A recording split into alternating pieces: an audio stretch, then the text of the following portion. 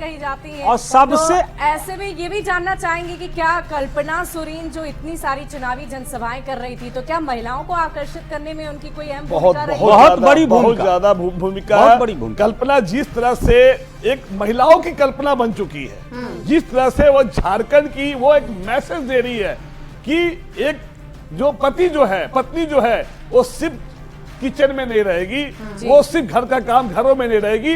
हम कदम से कदम बटाकर और साथ दे सकते हैं। वो कल्पना जो है जिस तरह से उठी है, कोई सोच नहीं सकता था कि पति जब जेल में जाए तो उस पर क्या बीतेगी, कैसे, क्योंकि जिस तरह से एमएलए का खरीद फरोख्त की बातें चल रही थी, जिस तरह से आपने देखा सबसे विश्वास पात्र। दर्शकों को एक बार फिर से दिखा देते हैं सर, माफ करना चाहूंगी, लेकिन ये देखिए 3 एजेंसी के अलग अलग मैं इसी की बात कर रहा था। और देखिए जो आंकड़े हैं उसका विश्लेषण भी करेंगे, लेकिन पहले आंकड़े बता देते हैं अपने दर्शकों को।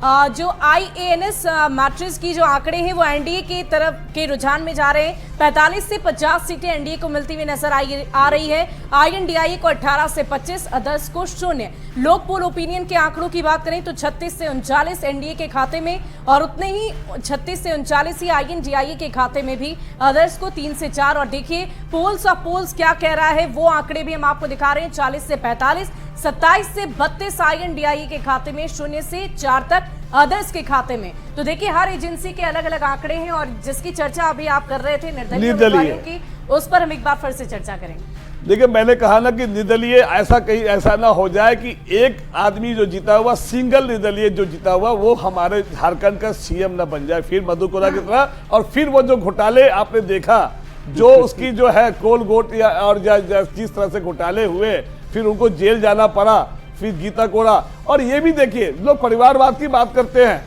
लेकिन आपने देखा पूर्व 4 सीएम के पत्नी, बहू और बेटे को जिस तरह से टिकट दिया, इस बार परिवारवाद को नहीं रोकना चाहूंगी। इस वक्त श्याम किशोर जी हमारे साथ जुड़ चुके हैं झारखंड से। जो आंकड़े अलग अलग सामने आ रहे हैं अलग अलग एजेंसियों की तरफ से, वरिष्ठ पत्रकार हैं वो हमारे साथ हैं। श्याम जी ये बताइए कि सबसे पहले इन आंकड़ों का विश्लेषण आप कैसे करना चाहेंगे?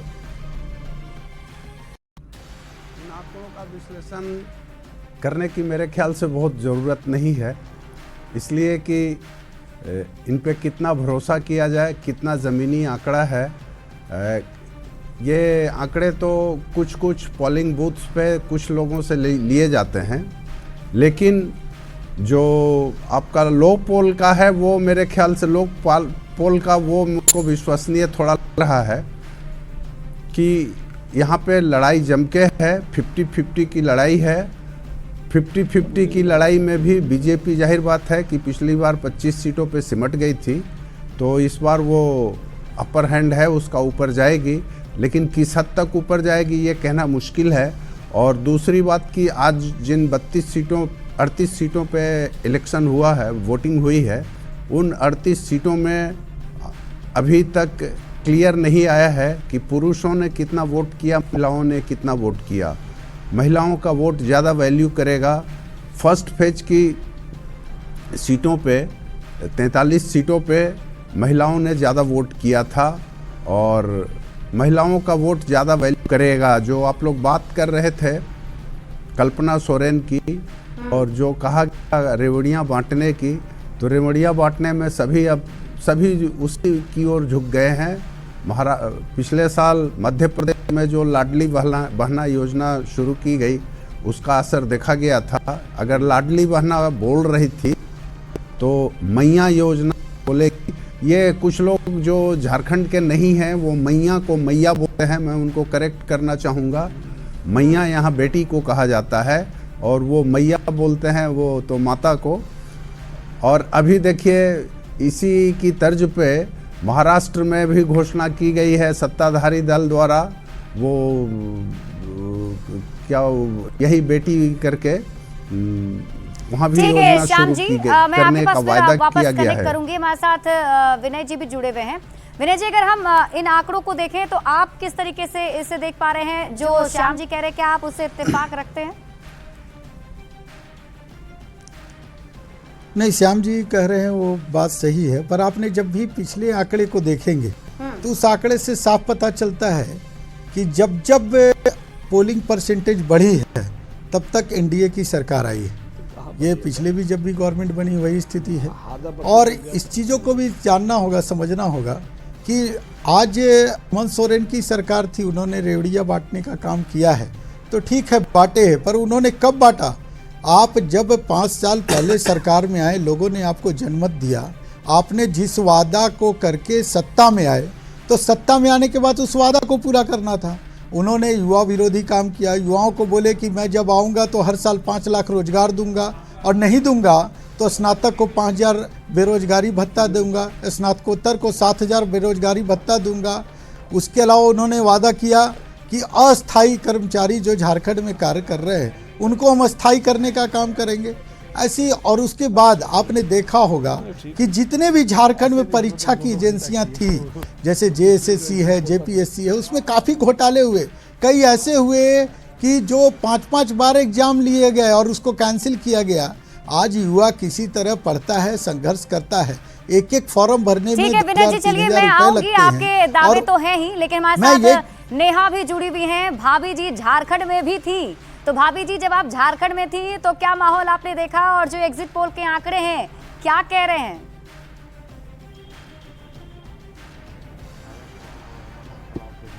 बिल्कुल, एग्जिट पोल के जो आंकड़े हैं वो कहीं ना कहीं जनता का मन भावकर ही बनाए गए हैं, और कहीं ना कहीं जनता के मन को वो रिप्रेजेंट भी कर रहे हैं। क्योंकि देखिए, मैया सम्मान योजना की बात तो होती है, लेकिन कहीं ना कहीं एक बेरोजगारी का मुद्दा जो है वो हर बार उठता है। मैया सम्मान योजना से महिलाएं खुश तो नजर आती हैं, लेकिन युवा में जो है वो बेरोजगारी के कारण गुस्सा नजर आता है झारखंड में। तो क्या देखिए, झारखंड की जो सरकार है जो पूरी तरीके से फेलियर है। झारखंड की जनता चाहती है बदलाव, परिवर्तन, और इस बार बदलाव और परिवर्तन की लहर जबरदस्त है, और इस बार हर हाल में NDA की सरकार वहां बनने जा रही है।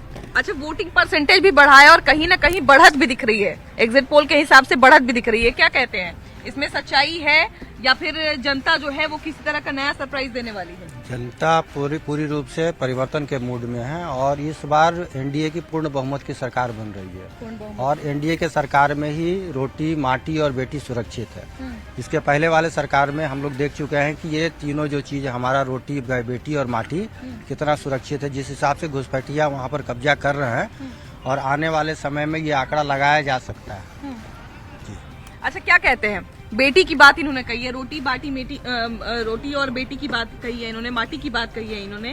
बार बार जो है वो JMM लोगों से कहती है कि अगर भाजपा की सरकार आई तो ये जंगल लूट लेंगे, जमीन को लूट लेंगे। लेकिन दूसरी तरफ से जो है वो भाजपा वाले भी इल्जाम लगाते हैं हेमंत सोरेन पर, उनकी पार्टी पर, कि ये लोग जो है वो भ्रष्टाचारी हैं। तमाम तरह के आरोप प्रत्यारोप के बीच में जो है इलेक्शन हुआ है ना, वोट भी जो है वो कहीं ना कहीं लोगों ने सब कुछ सोच के दिया होगा। तो क्या लगता है कि इस बार जनता जो है वो क्या मन बना रही है? जनता इस बार शिबू सोरेन के लड़का हेमंत सोरेन को ही मुख्यमंत्री बनाएगा। एग्जिट पोल के हिसाब से क्या लगता है? एग्जिट पोल तो शहरी क्षेत्र में होता है, गांव तो देहात में जाता नहीं है, इसलिए ये तो बीजेपी के ही बताएंगे, लेकिन सरकार हेमंत सोरेन के ही बने। अच्छा, ग्रामीण क्षेत्र तक, क्योंकि आदिवासी का पूरा इलाका कहा जाता है झारखंड, तो आदिवासियों को लेके क्या लगता है कि आदिवासियों के दिल में जगह बना पाई है JMM, और कहीं ना कहीं उनके विकास की बात कही जाती है, जो भी सरकार हमारे साथ गेस्ट पैनल भी लगातार बने हुए हैं, और उनसे भी हम चर्चा इस आंकड़ों पर कर रहे हैं। श्याम जी, आपके पास वापस लौटते हुए, हमने इस चुनाव में कई सारे वादे देखे, कई सारे दावे भी देखे, खास तौर पर महिला वोटर्स को लुभाने की कोशिश की गई। ये कहा जाता है बीजेपी की तरफ से कि मैया सम्मान योजना अगर लाना था तो पहले लाते, चुनाव के वक्त में क्यों लाया? क्या लगता है ये जनता को कन्विंस कर पाएगी बीजेपी ये बात कह के? बीजेपी की बात मैंने मान ली, उसने 100% सही बात कही। लेकिन महाराष्ट्र में जो लाड़की बेटी योजना लाई गई है वो क्या है जी? झारखंड के लिए कुछ और, महाराष्ट्र के लिए कुछ और, ये तो नहीं चलेगा। ये तो चाल चरित्र चेहरा वाले लोग हैं, तो चाल चरित्र चेहरा तो एक ही होना चाहिए ना। क्या मैं गलत कह रहा हूँ? दूसरी बात यह है कि जो योजनाएं लाई गई हैं तो खैर उसका दिन नहीं है, लेकिन मैं थोड़ा सा हिंट करता हूँ कि सभी जो मेजर पार्टीज हैं। आपको रोकना चाहूंगी, लगातार एग्जिट पोल के आंकड़े हम अपने दर्शकों तक पहुंचा रहे हैं, और एक बार फिर से इसके बारे में पूरी जानकारी आपको दे दें। एग्जिट पोल, महा एग्जिट पोल, झारखंड के 81 लोक पोल ओपिनियन की तरफ से जो आंकड़े साझा किए गए हैं उनके बारे में पूरी जानकारी आपको दे दें। NDA को 36 से 39, INDIA को 41 से 44, और अदर्स को 3 से 4 सीटें मिलती हुई नजर आ रही है। शिप्रा, बिल्कुल शुभी, और देखिए 41 वो जादुई आंकड़ा है जिस तक टच करना है और तब सरकार बन सकती है। दूसरी एजेंसी अगर हम बात करें IANS मेट्राइज की तरफ से एनडीए ब्लॉक को 45 से 50 सीटें जो है उसके खाते में जा सकती है, ऐसी संभावना जताई जा रही है। इंडिया ब्लॉक की बात कीजिए 18 से 25 सीटें जो है इंडिया को मिल सकती है और अदर्स के खाते में 0 बताया जा रहा है। तो ये हम आपको 2 एजेंसी के एग्जिट पोल बता रहे थे। तीसरी एजेंसी का रुख कर लेते हैं जेवीसी का। जेवीसी की तरफ से जो एग्जिट पोल किया गया है उसके मुताबिक एनडीए के खाते में 40 से 44 सीट, इंडिया ब्लॉक के खाते में 30 से 40 सीट और अदर्स के खाते में 1 से 4 सीट जाने की उम्मीद है। तो लगातार हमारे साथ गेस्ट पैनलिस्ट जुड़े हुए हैं और ये आंकड़े हम आप तक लगातार इसलिए पहुंचा रहे हैं क्योंकि ये एग्जिट पोल के आंकड़े जनता के मिजाज को भांप कर ही ये आंकड़े आपके सामने लाए गए हैं। ये एग्जिट पोल के महा आंकड़े जो हैं वो आपकी टीवी स्क्रीन पर लगातार हम आप तक पहुंचा रहे हैं। हमारे लगातार गेस्ट पैनलिस्ट जुड़े हुए हैं। झारखंड से इस वक्त हमारे साथ श्याम किशोर वरिष्ठ पत्रकार लगातार बने हुए। सर, अलग अलग एजेंसी अलग अलग आंकड़े दर्शा रही है और ये आंकड़े देखकर यही अंदाजा लगाया जा सकता है फिलहाल की लड़ाई कांटे की टक्कर की हो सकती है। लड़ाई कांटे की है, टक्कर की है, इसमें कोई शक नहीं। हर सीट पे आमने सामने की लड़ाई है। कुछ सीटों पे त्रिकोणीय है और बाकी मैक्सिमम सीट पे आप ये मान के चलिए कि 10-12 सीटों को छोड़ दीजिए तो बाकी जगह आमने सामने की लड़ाई है। और इस आमने सामने की लड़ाई में कौन जीतेगा ये कहना थोड़ा मुश्किल है, लेकिन अगर हम पिछला रिकॉर्ड देखें, हम मध्य प्रदेश ही झांकेंगे इसलिए कि यहाँ पे भाजपा के प्रभारी हैं, मध्य प्रदेश के पूर्व सीएम और केंद्रीय मंत्री हैं भी, तो उन्होंने जो नुस्खा अपनाया था जिससे वो जहाँ जीत दर्ज की थी, अगर उस नुस्खे को हम झारखंड में आजमावें और देखा है कि फर्स्ट फेज में महिलाओं का वोटिंग परसेंटेज ज़्यादा रहा है तो उसका असर जाता है INDI के पक्ष में।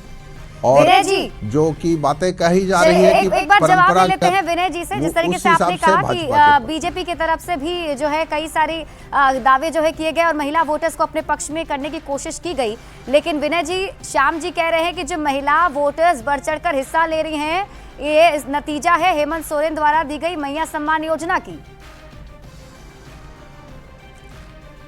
देखिए, हेमंत सोरेन ने लॉलीपॉप देने का काम किया था। ये पहले आने के समय 19 समय उन्होंने कहा था हम आएंगे सरकार में और मैया योजना देना चालू करेंगे, पर वो 58वां महीना जो 60 महीने का पीरियड होता है 58वां महीना में देना चालू करते हैं और दो महीने देकर वो वोट की राजनीति में परिवर्तित करना चाहते हैं। उसी तरफ दूसरी पक्ष में आप देखिए, उन्होंने 1 रुपये में भारतीय जनता पार्टी जब पूर्व की सरकार थी 1 रुपये में 50 लाख की महिला की रजिस्ट्री होती थी, उसको रोकने का काम किया। और कुछ दिन पहले ये आदिवासी महिला ही जो सबसे ज़्यादा ये सहायक पुलिस में थी उनको बर्बरता पूर्व यही मोराबादी मैदान रांची में पिटवाने का काम किया। तो ये महिला विरोधी, महिला के पक्ष में सरकार जा रही है, ये तो बोलना गलत है कि सरकार के पक्ष में महिला जा रही है। दूसरा मैं ये बताना चाहता हूँ कि अभी आप 2024 के इलेक्शन में देखेंगे तो 10.5 लाख युवा नए जुड़े हैं वोटर के रूप में। 10.5 लाख जो इलेक्शन कमीशन का जो रिपोर्ट है उसके अनुसार लगभग 10.5 लाख युवा जुटे हैं। और ये युवा विरोधी सरकार थी, ये महिला विरोधी सरकार थी, ये किसान विरोधी सरकार थी, ये महिला मतलब बुजुर्गों के भी विरोधी सरकार थी। तो इन लोगों ने पूरी ताकत के साथ इस सरकार को उखाड़ फेंकने का संकल्प लेकर वोटिंग किया है, जिसका नतीजा आपने देखा है कि परसेंटेज ऑफ पोलिंग बहुत ज़्यादा बढ़ा है और इसका लाभ एनडीए को मिलने वाला है। और एग्जिट पोल भी सारे यही बता रहे हैं और ये 23 तारीख को दिखने वाला है कि एग्जिट पोल जो आप दिखा रहे हैं उससे भी पार होने वाला है जो भारतीय जनता पार्टी। तो चलिए, ये तो वक्त ही बताएगा। 23 नवंबर का इंतजार करना होगा कि एग्जिट पोल के जादुई आंकड़े जो हैं वो सही में एग्जैक्ट होते हैं या नहीं। और हमारे सहयोगी संतोष हमारे साथ बने हुए, संतोष का रुख करना चाहूंगी। संतोष, आपके साथ भी कुछ गेस्ट पैनलिस्ट जुड़े हुए हैं, जरा उनसे भी इन आंकड़ों का विश्लेषण पूछिए। वाकई जरूर पूछेंगे और दोनों ही जो मेरी